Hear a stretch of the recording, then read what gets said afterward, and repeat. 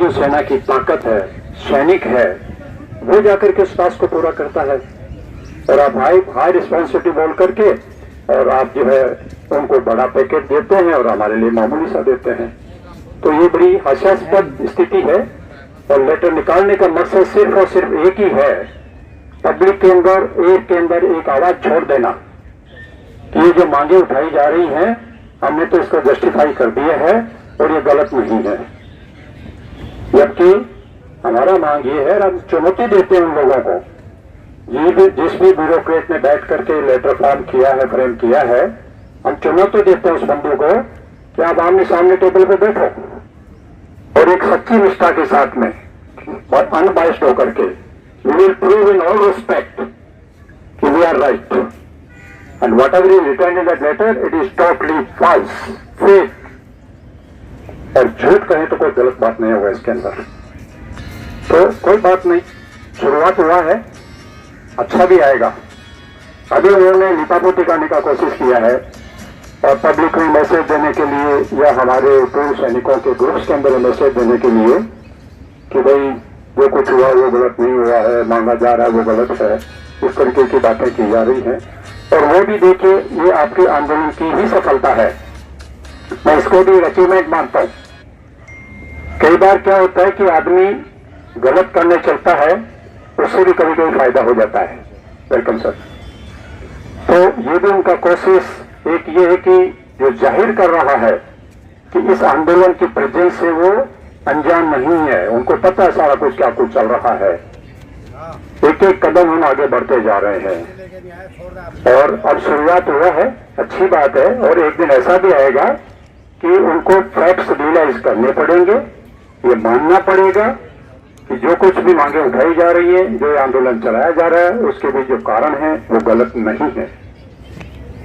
और मैं धन्यवाद देना चाहता हूं हिंदुस्तान के तमाम पूर्व सैनिक परिवारों को। इवन गांव तो छोड़िए, ढाणी ढाणी तक हमारे इस आंदोलन का आगाज पहुंच चुका है। कुछ समय ऐसा था, फौज से जाने के बाद में कुछ साथी हमारे नौकरियों में, कुछ साथी अपनी खेती में जाकर के मशगूल हो जाया करते थे। मीडिया का अभाव था, सोशल मीडिया था नहीं, जानकारी प्रॉपर्ली पहुंचती नहीं थी। लेकिन अब वो टाइम चेंज हो चुका है। आपने देखा कि 20 तारीख को एमओडी से लेटर निकलता है, सेम डे वो जो एयर के अंदर आ जाता है सारा का सारा। इसी की वजह से आज पूर्व सैनिकों को ये पता चला है कि पिछले 70 सालों के अंदर हमारा बहुत शोषण हुआ है। सेकेंडली, अनजाने में मानिए या हमारी आर्मी की जो ट्रेनिंग होती है, I accept it. It's the best training of the army to make a person disciplined. और हमने उस ट्रेनिंग को सिरोधार्य किया और आखिरी दम तक, आखिरी सांस तक अनुशासित जीवन का संकल्प लेकर के हम सेना से निकले हैं। आज भी उसको हम निभा रहे हैं। आज भी आप देखते होंगे किसी गांव ढाणी के अंदर भी हम 10 आदमी हमारे परिवार के ही पूर्व सैनिक बैठे हुए हैं। कोई भी हमसे सीनियर आ जाता है तो हम उसको जाके रेस्पेक्ट करते हैं, उसको सैल्यूट करते हैं, राम राम सत श्री अकाल बोल करके उसको बुलाते हैं, बिठाते हैं, पानी पिलाते हैं, सम्मान देते हैं उसको। और उसी हमारी सोच के कारण रिटायरमेंट के बाद में आज हजारों की तादाद में हमारे पूर्व सैनिक और वीर नारी के कल्याण के लिए अपने अपने क्षेत्र में काम कर रहे हैं। तरीका अलग अलग है, नो प्रॉब्लम एट ऑल। हम लोग एक ही लक्ष्य को लेकर के लड़ रहे हैं। और जो हमारा आर्मी का ट्रेनिंग था और जो सीनियर के प्रति सम्मान था, उसके वशीभूत होकर के हम लोगों ने जो भी संगठन बनाए उसका निर्देशन मानिए, उसके पदाधिकारी मानिए, वो सारे के सारे हमने हमारे उच्चाधिकारी को दिया। बात ये उठता था कि ठीक है, इनका बहुत बड़ा एक्सपीरियंस है, आर्मी से बड़ा रैंक लेकर के आए हैं, सिविल में भी रैंक की इज्जत है, तो साहब कोई अपना अध्यक्ष बना लो, साहब कोई जनरल सेक्रेटरी बना लो, साहब कोई पैसा का हिसाब किताब दे दो। तो पैसा किसका? हमारा 97% का। यहाँ पर देखा होगा आपने, बहुत बड़ा आंदोलन चला है जनरल साहब के निर्देशन में, करोड़ों रुपए का कलेक्शन हुआ। किसने दिया वो? हम 97% में। और उस आंदोलन का रिजल्ट जिस जिसकी वजह से आज हमें फिर आंदोलन चलाना पड़ रहा है। अगर वो सरकार की वार्ता पे कई बार गए और हमारी मांगे ढंग से रखी होती तो आज हमें शायद आंदोलन करने की जरूरत नहीं पड़ती। तो जिन पे हमने इतना बड़ा विश्वास किया उन लोगों ने एक तरीके से विश्वासघात किया हमारे साथ में, और सरकार के समक्ष हमारा पक्ष सही तरीके से नहीं रखा। उसी की बदौलत आरोपी 1 ले लीजिए, आरोपी 2 ले लीजिए, इक्वल एमएसपी का मुद्दा ले लीजिए, डिसेबिलिटी पेंशन का ले लीजिए, फैमिली पेंशन का ले लीजिए, फर्नीचर्स को आउट करने का मुद्दा ले लीजिए, रिजर्विस्ट को आरोपी का बेनिफिट ना देने का मसला ले लीजिए। हर विषय के अंदर कोहनी मार करके हम 97% को लाभ के मामले में पीछे कर दिया गया। गवर्नमेंट को किस पे दोष देंगे? प्रधानमंत्री बैठ करके कैलकुलेशन नहीं करेगा, रक्षा मंत्री बैठ के कैलकुलेशन नहीं करेगा। जो भी गवर्नमेंट के ब्यूरोक्रेट्स हैं उनके साथ में बैठ के हमारे ही प्रतिनिधि जाके वार्ता करेंगे, उनको समझाएंगे कि देखिए साहब ये प्रॉब्लम है, ये मांग है हमारी और ये जेन्युइन है, लॉजिकल है। डेफिनेटली उस हिसाब से ही वो बातें नोटशीट बन करके और आगे जाती है, फाइनेंस मिनिस्टर के पास में जाती है, कैबिनेट में जाती है, वहां से मंजूर होकर के नोटिफिकेशन निकलते हैं, सर्कुलर्स निकलते हैं और फिर हमको बेनिफिट्स मिलते हैं। अब क्या है कि एक तरीके से पछताने के अलावा और कुछ नहीं बचा हमारे पास में। हमें लोगों ने उनको पूरी बात दौड़ दी, हमें लोगों ने आंदोलन में उनको ऊंची कुर्सियों पर बिठाया और वहां जाकर के जब वो अधिकारी से वार्ता करके आए उसको गुप्त रखा गया, बताया नहीं गया। मैं खुद गवाह इस बात का। 2015 में जब ये आंदोलन चल रहा था उस वक्त हमने पूछा था कि चार्टर ऑफ डिमांड क्या है, थोड़ा बता दीजिए उनको। आप सरकार पे दबाव बना रहे हैं, सरकार से वार्ता करने जा रहे हैं, मांग क्या रहे हैं वो तो बताओ। उस टाइम को ये दलील दी गई थी कि क्या आपको उन पर भरोसा नहीं है? बहुत कुछ कर रहे हैं, ज्यादातर जो है लो रैंक के लिए कर रहे हैं। वहां भी हमारे साथ झूठ बोला गया, विश्वासघात किया गया। यहाँ पे बातें कुछ और होती थी, वहां पे बातें कुछ और हुई और वो परिणाम उनका हमको देखने के लिए मिला जब ये स्वीकृत होकर के सर्कुलर आए। अब हमारे पास में उस मामले पे पछताने के अलावा कुछ नहीं है। हाँ, मैं धन्यवाद दूंगा उन संगठनों को, उन हमारे जुझारू साथियों को जिन्होंने इस चीज को आगे बढ़ने का बीड़ा उठाया। पंजाब से, तरन तारण से एक चिंगारी उठी, हिंदुस्तान के दूसरे कोनों से, चेन्नई से रामगंज हमारे साथ में बैठे हुए हैं। इन लोगों ने मिलकर के, जिनको मैं हमारा जो है कि इंटेलिजेंट ग्रुप बोल सकता हूं, इन लोगों ने बैठ के बातचीत, विचार विमर्श किया, सभी संगठनों से वार्ताएं करी। ये 20 तारीख से यहाँ पे जो है धरने का, आंदोलन का जो स्वरूप आप देख रहे हैं, लगातार आपकी प्रतिभागिता लगातार है इसके अंदर। और अल्टीमेटली ये डिसाइड हुआ कि अलग अलग संगठनों की आवाज शायद सरकार ठीक तरीके से नहीं सुन पा रही है, तो हमको एक मंच पर आ जाना चाहिए। और 20 फरवरी को इसी जगह से मंच से घोषणा हुई कि अब हिंदुस्तान के सभी संगठनों को मिला करके एक बड़ा मंच बनाएंगे। उसके ऊपर जो भी थिंक टैंक था उन्होंने काम किया, साइलेंटली संपर्क किया हमारे साथियों से, संगठनों से, उनके पदाधिकारियों से। और 9 अप्रैल 2023 को यहीं दिल्ली के अंदर सभी इकट्ठे हुए, विचार विमर्श हुए, सहमति बनी और उस दिन जो है फेडरेशन ऑफ वेटरन्स एसोसिएशन का गठन हुआ। गठन होने के बाद में एक लंबा सफर पे हम चल रहे हैं। हो सकता है नगर काफी लंबी है और भी अपने को सफर तय करना पड़ेगा, कोई दिक्कत नहीं। फौज के अंदर दिन को रात को कुछ भी आदेश मिल गए करते थे तो यहाँ भी कर लेंगे। अभी कुछ तो एनर्जी नहीं बची हुई है हमारे खुद के अधिकारों को लड़ने के लिए। और आज फेडरेशन एक बड़ा रूप ले चुका है। आज हमारे जो संस्थाएं हमारे साथ जुड़ रही हैं उनकी संख्या 130 के करीब है। यही संख्या मैंने करीब 1-1.5 महीने पहले भी यहाँ पे बताई थी, तो कोई ये शंका ना रखे मन के अंदर कि क्या आप 130 पे बैठे हुए हैं। Not at all.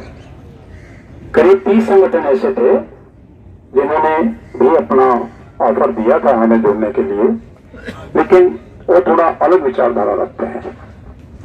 किसी का राजनीतिक बैकग्राउंड है, किसी का कुछ और मोटिवेटेड उनका वेस्टेड इंटरेस्ट है, और कुछ उनमें से ऐसे हैं जो हमारे बायलॉज को रिस्पेक्ट नहीं करते हैं। बायलॉज जो हमारा बायलॉज है बहुत ही क्लियर ट्रांसपेरेंट है, उसके अंदर कहीं पे भी कोई लकुना नहीं छोड़ा गया है। और हम सभी का स्वागत करते हैं कि जो भी पूर्व सैनिक कल्याण के उद्देश्य से आगे आना चाहता है is most welcome on this platform of this federation of veterans association. क्योंकि जिस दिन हिंदुस्तान के सभी संगठन एक मंच पर आ जाएंगे तो शायद इतने लंबे धरने आयोजन हमारी मांगों के लिए हमें नहीं करना पड़ेगा। और मैं पूरी तरह आशान्वित हूं कि दिन आएगा, जल्दी आएगा। डेली दो या तीन संगठनों के ऑफर्स आ रहे हैं, वो हमसे जुड़ रहे हैं। 16 तारीख को जयपुर के अंदर हमारा बड़ा गवर्निंग काउंसिल का मीटिंग हुआ, जिसके अंदर 114 एसोसिएशंस ने हिस्सा लिया। This was the first time in the history of this federation कि all the association with connected with that meeting. It shows they are totally devoted and they are totally in the support of the federation. लगभग 75% association physically वहां पे मौजूद थे, जिनके एक president और एक उनके डेलीगेट वहां पे मौजूद रहे। बाकी के 25% जितने भी थे तो वीडियो कॉन्फ्रेंस के माध्यम से लगातार पूरी मीटिंग के अंदर उनकी उपस्थिति वहां पे थी। सबसे पहला एक लोगों के दिल में यही था कि भाई बायलॉज है क्या, तो उसके बारे में एलैबोरेटली डिस्कस किया गया, लोगों को बताया गया और सबकी राय ली गई कि क्या इस बायलॉज को आप एक्सेप्ट करते हैं, वेदर इट गुड और बैड, और अगर इसमें कोई भी कमी है या सुधार है, कुछ ऐड करना है, डिलीट करना है, एडिशन करना है, अल्टर करना है तो बताएं हमें। लेकिन सर्वसम्मति से सबने उसमें मोहर लगाई, सबने एक्सपेक्ट किया कि नहीं बहुत अच्छा बायलॉज बना है और हम इसको फॉलो करते आगे बढ़ेंगे। आज हमारे धरने को लगभग 153 डेज हो चुके हैं। आगे भी हमें अभी चलना पड़ेगा जैसा कि सरकार का रुख दर्शाता है। कोई बात नहीं। कुछ टाइम पहले मेरे को यही कुछ पत्रकार बंधुओं ने पूछा था कि साहब ये कैसे इतना लंबा चला पाओगे। तो पहली बात तो क्या है कि हमें स्टेज से कोई मतलब नहीं, ये हमारा एक सिंबॉलिक एजुटेशन है, सांकेतिक धरना अनिश्चितकालीन का। और शुरुआत के अंदर कुछ संगठन ही थे, जब आज की तारीख में मैं क्लेम कर रहा हूं कि हम लोग 130 एसोसिएशन के साथ में बैठे हुए हैं, डेली एक दो तीन बढ़ रहे हैं। अगर हम एक दिन भी इनको अलॉट कर देंगे तो करीब 3-4 महीने के बाद में उनका दोबारा नंबर आएगा। और किसी भी हमारे एसोसिएशन के लिए कोई मुश्किल काम नहीं, यहाँ पे 10-20-50 आदमी लेके बैठ के धरने को सुचारू रखें। इसके लिए हमें कोई डरने की जरूरत नहीं है। सरकार हमारी धैर्य की ज्यादा परीक्षा ना ले, सरकार को जितना जल्दी हो इसका संज्ञान लेना चाहिए। तो सेकेंडली मांग क्या रहे हैं, जो कुछ भी सरकार ने दिया है उसमें कमियां हैं, उनको रेक्टिफाई कराना चाहते हैं हम। और हाँ ठीक है, सरकार को इसके ऊपर थोड़ा फाइनेंशियल बर्डन तो आएगा। सेकेंडली देश की इतनी आर्थिक स्थिति खराब नहीं है कि जो देश के लिए मर मिटने के लिए तैयार रहे हैं, उनकी छोटी सी मांग को पूरा करने के लिए कोई अर्थव्यवस्था पे बड़ा संकट नहीं आने वाला है। बहुत कुछ कर रही है सरकार। सेना के लिए सरकार ने बहुत कुछ किया है, डेवलपमेंट के लिए बहुत कुछ किया है, इंफ्रास्ट्रक्चर बहुत सुधारा है। तो एक हमारी छोटी छोटी मांगों के लिए क्यों उदासीन है। सरकार से हमारी मांग है कि जितना जल्दी हो सके इस वर्ग को आक्रोशित होने से बचाए। और ठीक है, सरकार के तरीके होते हैं, मसौदे बनते हैं, वार्ताएं होती हैं, फाइनल शीट बनती है, आगे जाती है, कई चरण से गुजरती है। तो हम ये नहीं कह रहे कि आज ही माननीय प्रधानमंत्री जी या रक्षा मंत्री जी हमें नोटिफिकेशन पे साइन करके दे देगी, जाइए ये मांगे आपके हो गए, कल आपको ये मिलने वाला है। हमारी सरकार से मांग है कि आप एक 3 जजों का एक कमेटी बना दीजिए, रिटायर्ड जजेस का, और एक टाइम फिक्स कर दीजिए।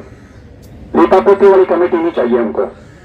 नॉर्मली किसी मामले को ठंडे पत्ते में डालना होता तो एक कमेटी बनाई जाती है और कमेटी का रिपोर्ट भी दब के रह जाता है। जैसा कि हमारी मामले के अंदर 1 मैन जुडिशियल कमेटी बनाई गई थी, जिसको सरकार आज भी दबा के बैठी है। फिर उसको रिव्यू करने के लिए कमेटी ऑफ सेक्रेटरीज बनी थी, वो भी दबाव हुआ सारा का सारा ही। तो वैसी कमेटी नहीं चाहिए, एक टाइम फिक्स करे उनके लिए। बात कर लो इस आई, तो उसका एक टाइम फिक्स करे कि उतने टाइम के अंदर वो वार्ता करे, जो भी स्टेक होल्डर्स हमको बुलाए। और हम साथ में ये भी कह रहे हैं, अगर वो तीनों सम्मानीय जज साहब सरकार को ये रिपोर्ट देवें या हमको भी समझाएं कि ये मांग आपकी उचित नहीं है, उसको हम छोड़ देंगे।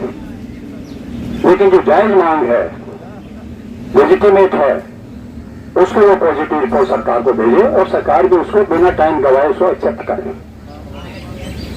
मैं हमारे सभी साथियों का धन्यवाद और आभार व्यक्त करना चाहूंगा कि इतने लंबे समय तक बड़े अच्छे जोश हौस और जज्बे के साथ में इस आंदोलन को हम चला रहे हैं। सेकेंडली, सबसे बड़ी बात जो मैं कहना चाहूंगा, अनुशासित और लोकतांत्रिक तरीके से अभी तक हमने कोई एक सिंगल कदम ऐसा नहीं उठाया है जिसकी वजह से पुलिस को, प्रशासन को या सरकार को बुरा लगे। ये पूरा देश गवाह इस बात का। और हमारा आंदोलन खाली यहीं पे नहीं, हिंदुस्तान के तमाम तहसीलों तक हमारे चरण वहां से गुजरे हैं और उनके माध्यम से भी हमारे मेमोरेंडम सरकार के पास पहुंचे हैं। गांव गांव, ढाणी ढाणी तक के पूर्व सैनिक आज इस हमारे आंदोलन से जुड़ चुके हैं और उसका जीता जागता उदाहरण आज आपके सामने 3 साथी हमारे कलिंगपंग के आकर के बैठे हैं। मैं चाहूंगा कि आप जोरदार तालियों के साथ में उनका स्वागत करें। और केरल की हमारी पूरी टीम, न केवल हमारे पूर्व सैनिक भाई, लेकिन परिवार को कंधे से कंधा मिलाकर के निर्वहन करने वाली हमारी सम्माननीय महिलाएं आज हमारे मध्य यहाँ पे केरला से आकर के बैठी हुई है। अरे सरकार में बैठी हुई नुमाइंदे, कम से कम कुछ तो सोचो थोड़ा सा गहराई से, किस हद तक हमको लेकर के जाओगे। और अभी हमारा जुझारू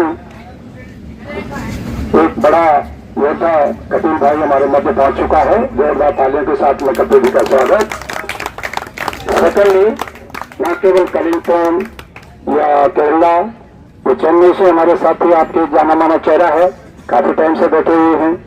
सबसे बड़ा योगदान जो हमारी नजदीक की स्टेट्स हैं, इसमें पंजाब अग्रणी है, हरियाणा अग्रणी है, राजस्थान, उत्तराखंड, यूपी, एमपी, बिना बुलाए। एक तो होता है ना कि कई जगहों के आंदोलन आप वाकिफ है किस तरीके से आंदोलन लोग चलाते हैं। कोई पैसे के बल पे चलाता है, मजदूरों की मंडी में जाकर के 500-500 रुपए देकर के लाके खड़े कर दिए। या तो वॉलंटरी आ रहे हैं लोग, बिना बुलाए आ रहे हैं और खुद का पैसा खर्च करके आ रहे हैं। अगर कलिंगपंग से आए हैं, चेन्नई से आए हुए हैं, केरला से आए हुए हैं, दूसरे स्टेट से आए हुए हैं, कुछ दिन पहले आसाम के, नागालैंड के, मणिपुर के, हिमाचल के साथी बैठे हुए हैं। यहाँ पे बाढ़ आई हुई है, स्लेजिंग चल रहा है, सड़कें ब्लॉक है, सरकार करे मूवमेंट मत करो, येलो अलर्ट जारी है, लेकिन अपने हकों की लड़ाई का जज्बा देखिए जो आज भी हमारे साथ में बैठे हुए हैं। तो ये शो करता है कि हमारा आंदोलन बहुत मजबूती के साथ में शुरू हुआ है। ये कोई टाइम फिक्स होने वाला आंदोलन नहीं है। सरकार को जितना जल्दी हो संज्ञान लेना चाहिए और ये संज्ञान लेना खाली उनका नैतिक जिम्मेदारी नहीं है, बल्कि मैं तो कहता हूं कि कॉन्स्टिट्यूशनल रिस्पॉन्सिबिलिटी है गवर्नमेंट ऑफ इंडिया की कि जितना जल्दी हो इस मसले को सुलझाए। और अगर सरकार ये चाहती है कि भाई नहीं साहब बाकी आंदोलन की तरह उग्र आंदोलन हो, तो अगर ऐसा है तो वो गलत है। हम कभी भी ऐसी चीजों का समर्थन नहीं करेंगे। हमने आज तक कभी भी कोई ऐसी हरकत हमारे आंदोलन के माध्यम से नहीं किया कि जिसके अंदर आम नागरिक कहीं जा रहा तो उसको रोड़ा बना हो, कोई सड़क पे किसी को अटकाया हो, ट्रेन को कहीं रोका हो, या प्राइवेट जो गवर्नमेंट संपत्ति को कहीं पे एक पैसे का भी नुकसान किया हो। आप देखते हैं आंदोलनों में क्या होता है। हम नहीं चाहेंगे वो, बल्कि हम तो उन आंदोलनकारियों को संदेश देना चाहेंगे कि आंदोलन चलाने का तरीका सीखना तो आकर के हमसे सीखो।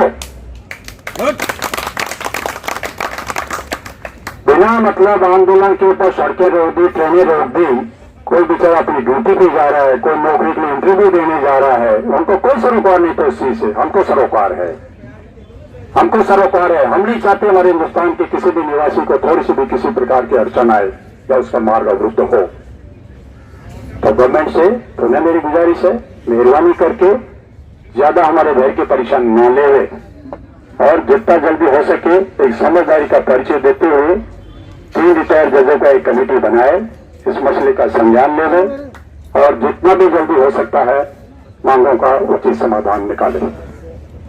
देखते हैं हमारे senior vice president mister S P Gosai sahib कल ही बलबल के साथ में यहाँ पहुंच चुके थे। परसों भी जब हमारा वायरल जो मीटिंग क्या बोलते हैं हमारा मीटिंग चल रहा था वर्चुअल, उस टाइम आप लोग बस में रवाना हो गए थे। बस में बैठे बैठे वर्चुअल मीटिंग भी कर रहे हैं, आगे का प्लानिंग भी बना रहे हैं, रणनीति बना रहे हैं और कल का अपन ने बड़ा कॉल देकर रखा हुआ है। तमाम स्टेट से हमें संदेश आ रहे हैं कि कुछ रवाना हो चुके हैं, कुछ आज हो जाएंगे, कुछ सुबह चल करके यहाँ पहुंच रहे हैं। पूरे देश से समर्थन है, पूरे देश से समर्थन है हम लोगों को। और अभी तक अगर सरकार नहीं मानेगी तो फिर हम इस आंदोलन को आम जनता के बीच में लेकर के जाएंगे और उस दिन से हो सकता है कि सरकार के लिए कुछ सरदर्द वाली बात ना बने। हम नहीं चाहेंगे ऐसा, क्योंकि फिर भी वही बात आ जाएगी कि हम तो अनुशासन से बन के रहना चाहते हैं, लेकिन समर्थन के नाम पे अगर कोई दूसरे ऐसे संगठन के बीच में आ गए, उन्होंने कोई गलत हरकत करी, उसके लिए मेहरबानी करके सरकार हमको जिम्मेदार न ठहराए। हम 100% सरकार और पुलिस प्रशासन का सहयोग करके ही आंदोलन चलाना चाहेंगे। कल के आंदोलन के लिए भी, कल के हमारी रैली के लिए भी आपसे गुजारिश है, कल सुबह जो भी यहाँ पे स्टेज नियंत्रक होगा उसको भी हमने गाइडलाइंस दिया है कि कोई भी वक्ता मंच पे आता है उससे पहले उसको ब्रीफ कर रहे हैं। यहाँ पे किसी संगठन की बुराई नहीं करेंगे, किसी इंडिविजुअल की बुराई नहीं करेंगे, सिर्फ और सिर्फ हमारे आंदोलन को केंद्रित रखते हुए हमारी मांगों के ऊपर ही प्रकाश डालेंगे। वक्ता ज्यादा होंगे, समय कम होगा। उसके लिए भी हमने रणनीति बनाया है कि हर वक्ता को हम 3 मिनट का टाइम देंगे और उसमें कोशिश होगी कि पहले हर स्टेट से एक एक स्पीकर आकर के अपने विचार देवे और उसके बाद में गोसाई साहब के नेतृत्व में हमने एक संचालन समिति का गठित किया है, जिसमें 3-4 साथी हमारे अलग अलग स्टेट से और बैठेंगे इनके साथ में और ये डिसाइड करेंगे कि वक्ता कौन कौन होंगे।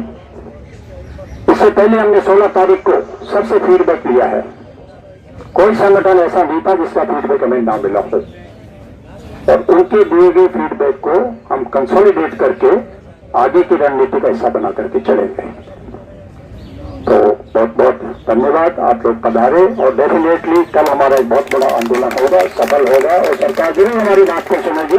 जय हिंद, जय भारत। सैनिक एकता, सैनिक एकता, सैनिक एकता, अभी नहीं तो कभी नहीं, अभी नहीं तो कभी नहीं, अभी नहीं तो कभी नहीं। जय हिंद। जय हिंद।